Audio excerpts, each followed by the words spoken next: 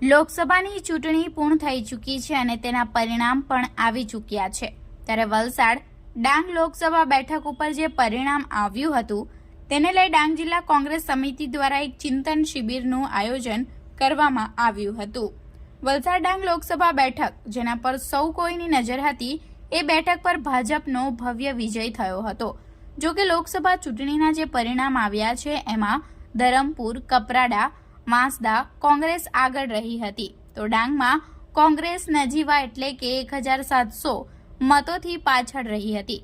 ત્યારે આ પરિણામ બાદ કાર્યકરોમાં નવો જોશ પૂરવા અને પરિણામની સમીક્ષા કરવા માટે ડાંગ જિલ્લા કોંગ્રેસ સમિતિ દ્વારા આહવા સર્કિટ હાઉસ ખાતે એક ચિંતન શિબિરનું આયોજન વલસાડ ડાંગ લોકસભા બેઠકના કોંગ્રેસના ઉમેદવાર અને વાંસદાના ધારાસભ્ય અનંત પટેલની આગેવાનીમાં કરવામાં આવ્યું હતું, જેમાં મોટી સંખ્યામાં કાર્યકરો ઉપસ્થિત રહ્યા હતા।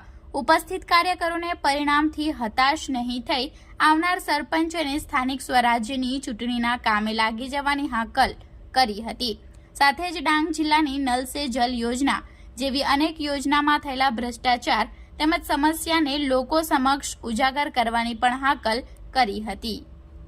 ડાંગ જિલ્લા કોંગ્રેસ સમિતિ તેમજ વઘઈ તાલુકા, સુબીર તાલુકા અને આહવા તાલુકા કોંગ્રેસ સમિતિના તમામ આગેવાનો સાથે આજે આહવા ખાતે લોકસભા 2024ની વલસાડ ડાંગ લોકસભા 26ના પરિણામ વિશે ચિંતન કરવા માટે તેમજ કાર્યકર્તાઓ સાથે મુલાકાતનો કાર્યક્રમ રાખવામાં આવ્યો હતો, જેમાં દરેક કાર્યકર્તાઓને ફરી પાછા ઉમંગમાં આવીને ઉત્સાહમાં આવીને હવે પછી જે સરપંચની ચૂંટણી આવી રહી છે એમાં ઉત્સાહથી કામ કરવાનું છે અને સ્થાનિક સમસ્યા જે છે પાણીની સમસ્યા હોય, અહીંના સિવિલ હોસ્પિટલના ખાનગીકરણની સમસ્યા હોય, અહીં નલ સે જલમાં પાણી નથી એની સમસ્યા હોય, તળાવ ખોદાયા નથી પરંતુ એના પૈસા લૂંટાઈ ગયા છે એની સમસ્યા હોય, તમામ વિસ્તારમાં સિંચાઈ માટેના કૂવાઓ જે ખોદવામાં આવ્યા અને કૂવાઓ નિષ્ફળ ગયા છતાં પણ એના પૈસા પૂરા એજન્સીને ચૂકવી દેવામાં આવ્યા તેની અને અહીંના સંગઠન વિશેની ચર્ચાઓ કરવામાં આવી।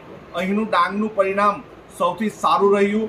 અમે 1700 વોટથી પાછળ હતા પરંતુ બેલેટની જે મતદાન થયું તે બેલેટમાં જે પરિણામ આવ્યું તે રીતે જોતા અમે 500-600 વોટથી આગળ છે। ત્યારે આવનારા સમયમાં કોંગ્રેસ સમિતિ દ્વારા અમે આખા વિસ્તારનો પ્રવાસ કાર્યક્રમ કરીશું અને આવનારા સમયમાં સૌથી વધારે કોંગ્રેસના સરપંચો ચૂંટાય અને તાલુકા પંચાયત, જિલ્લા પંચાયત પણ અમે કબજે કરીશું।